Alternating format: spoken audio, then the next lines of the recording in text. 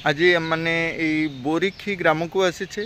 बोरीखी ग्राम रे गादी गोसाई मठ जगन्नाथ मठ नाम परिचित गादी गोसाई मठटी करा जाइछि जगन्नाथ मठ नाम कहीं ये जगह जगन्नाथ स्थापन कराई जगन्नाथ मंदिर मध्य कार्यक्रम चली ये मठर दायित्व ये अंचलवासी माने नेउछंती।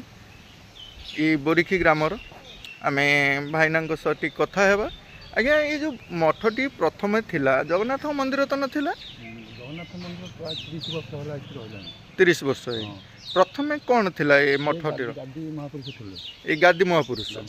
गादी महापुरुषंकर कोन सेमति प्रतिमूर्ति तो नाही किछि? नाही तो महापुरुषंकर बर ए बर गछ पाखरे किछि पूजा पूजी मध्य पूजा अर्चना करा जाय। आपन बापा माने सब करूथिले से समय किसी श्रद्धालु भक्त माने मानसिक द्वारा किसी आसंती आसंती जगन्नाथ मूर्ति ये रही ना 30 वर्ष नीतिकांति ठीक हिसाब से चली मंदिर चली जो जगन्नाथ मठ बोली आम कहूचे ये पीठरे आज्ञा अष्टप्रहरी नाम यज्ञ सब करा जाए। आ कौन पर्वपर्वाणी थाए? भागवत अनुष्ठान भी करा जाए बहु जाकजकम भागवत कार्यक्रम होता है। अच्छा ये पीठरे जेहेतु जगन्नाथ मठ बोली कह जाउछि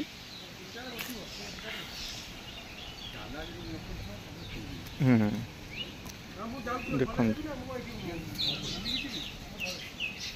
नना ना फोन करना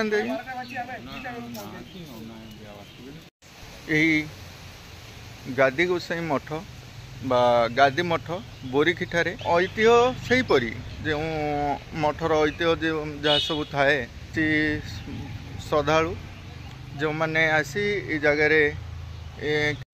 जगह किसी उपलब्धि करते से स्थान रे गादी गोसाई मठ बोली गादी मठ बोली जगह को नाम देते ये जो गछटी देखुं यही बरगछ मूल से माने से गादी गोसाई नामानुसार स्थापना करी से पूजा अर्चना करुले। बर्तमान मध्य तांकर युवपीढ़ी वर्तमान पिला माने मध्य ताहा आगु को बढ़ाउछंती। ये हूँ से गादी गोसाई मठ। ये मठ जगह पाखरे संकीर्तन मध्य करा जाय थाए। देखिपे प्रत्येक दिन संध्या बेले भी संकीर्तन होउछि। प्रत्येक दिन संध्यारे संकीर्तन करा जाए। से संकीर्तन टी कौन भागवत जो भागवत टुंगी मान जो गढ़ा जाइथिला अच्छा किंतु भागवत ऊपर किसी आलोचना चक्र ये जगह करा जाउछि। हाँ आज्ञा बहुत बहुत धन्यवाद। यही गादी महापुरुष गादी मठ नाम गादी मठ कह जाए। गादी मठर महिमा कौन केवल यही आपणकर किसी अंचलवासी जानती ना बाहर लोक मैंने कौन केमती आमर जो अतीत जो मठ मान को गले औषधालय कह जाऊला आयुर्वेदिक हब ये जगह सेमती किसी रोग रोगी आसती कि औषध माने पढ़ी पढ़ती माने मानसिक रोग भी भल ये जगह। अच्छा से तो आम जानवा चाहूँ जो अतीतर जो घटना गुड़िक सब घटुला ये अंचल से ये जगह को नाम प्रसिद्ध हो गादी गोसाई नाम जी जार देह खराब है गादी गोसाई ना नहीं आसी मानसिक कले रोगटा आरोग्य हो। अच्छा राति जो मैंने ये अधिका पढ़ी था आसी कहते प्रभु स्वप्न तो होते कि बाहर की आसी बुलवा ये सब किसी जानती से जो मैंने पूजक अच्छा भी जानती आपण अंचलवासी गाँव अंचलवासी आम प्राय दिन ये उठबस करूँ। अच्छा बस बस करती से विषय आप जानते।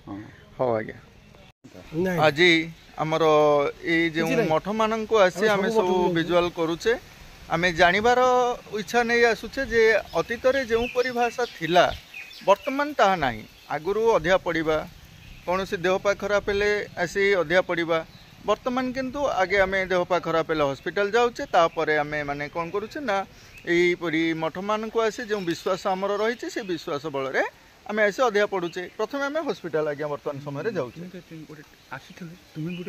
ये जो सुंदर ये मठ ठारे आम आसीचे देखिपे अनेक बेल गछ मान अच्छी बेल गुआ ये जो गछ पणस आदि गछ गुड़िक सब रही औषध गछ प्रायतः बेल गछ मध्यम अनेक रोग आमर भल होता है कथा आम जाचे।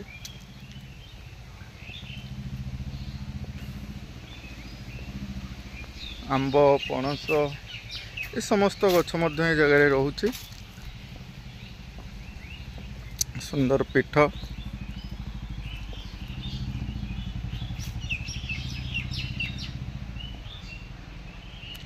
पणस मान